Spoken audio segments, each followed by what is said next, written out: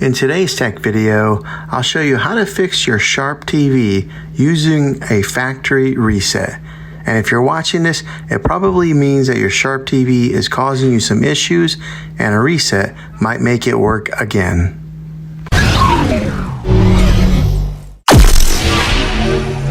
My suggestion before going through a factory reset is to do a soft reset first. It'll minimize the impact of the process and allow you to save any data on your TV set. To perform a soft reset on your TV, simply unplug it from the wall outlet, and after about 60 seconds, you can plug it back in. Now make sure you are patient here and wait the whole 60 seconds. This will solve most of your problems. If that doesn't take care of your problem, then you can go on with the factory reset. This will basically restore your TV to the way that it was when you bought it, and all your settings and downloaded apps will be removed. Okay, to do the reset, go through these steps. Press the menu button on the remote, then select Initial Setup, then select Reset, and then it will want to confirm the reset, and then just select Yes. Well, hopefully this video was helpful to you. If it was, hit a thumbs up on it, and go ahead and subscribe to my channel. I make tech videos all the time, and I would love to have you back in the next one.